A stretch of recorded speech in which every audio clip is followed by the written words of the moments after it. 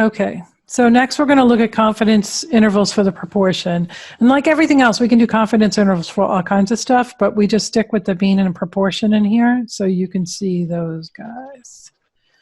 So we're going to start looking at what you want to estimate. You want to estimate the proportion or percentage of college students who are satisfied with the new student orientation. So you could take a survey of 200 students who attended the orientation and ask them, did the orientation prepare you for your first year of college? So if 124 students out of the 200 answered yes, you can get a sample estimate, 124 over 200, which is 0.62. And this is called a point estimate. So we did a point estimate for the mean, which is X bar, and now we're doing a point estimate for the proportion, which is P hat. Okay, that should look familiar from last time. All right. So what is error? When you're using sampling data for estimating a population data, there's a possibility that your sample doesn't reflect the population, so you get error, which is not something wrong. It just is because you're using sampling data. So now, just like before, we're going to have initial conditions to use the confidence interval for the proportion, and it's going to be the same as we did in the last chapter. So in order to have a normal distribution and for this to work, we need to have the initial conditions of the sampling proportion, it should say, not sample mean. That should say proportion. Proportion. So we need to have a random sample. We need n. Now, normally we said n times p times 1 minus p is greater than or equal to 10, but we don't know p. That's what we're trying to figure out. So instead, we're going to use p hat and do n p hat times 1 minus p hat is bigger than or equal to 10. Again, we're using p hat, our sample proportion,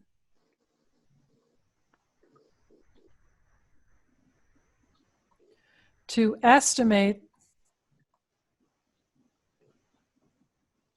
P, which is our population proportion.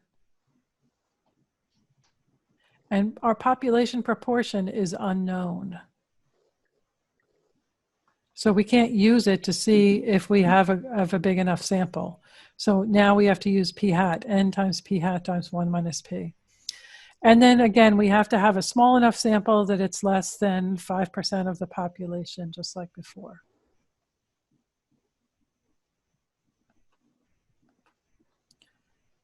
Okay.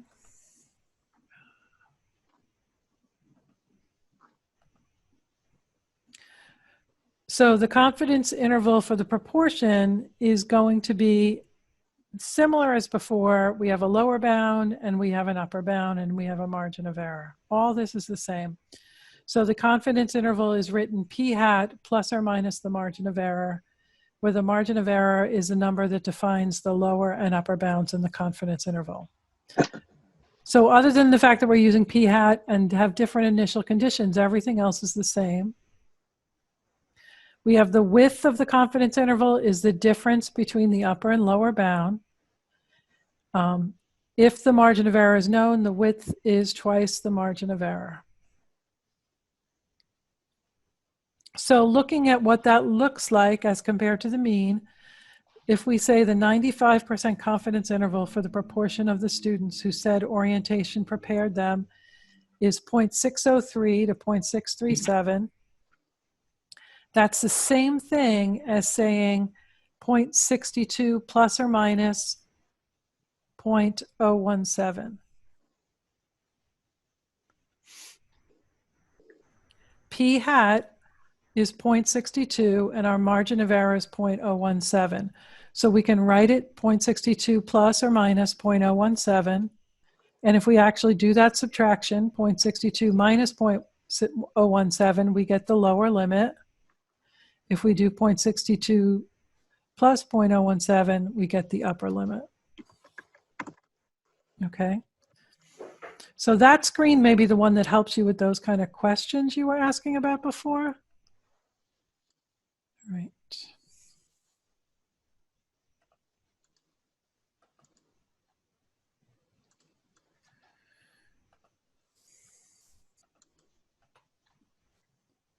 So a confidence level represents the expected proportion of intervals that would contain the parameter if a large number of different samples is obtained, usually 95%, 98%, 99%.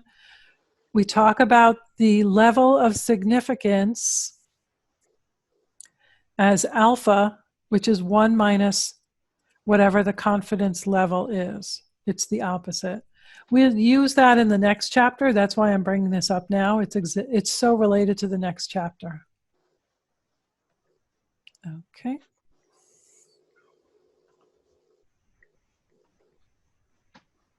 And then again, this is the statement we use when we're stating the confidence interval, or sometimes they call it explaining the confidence interval, or there was another word for it. I don't remember.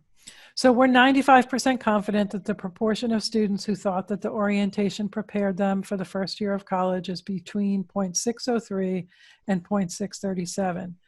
We don't talk about 95% sure. We don't talk about probability is 95% or anything like that. We just stick with this one statement. Okay.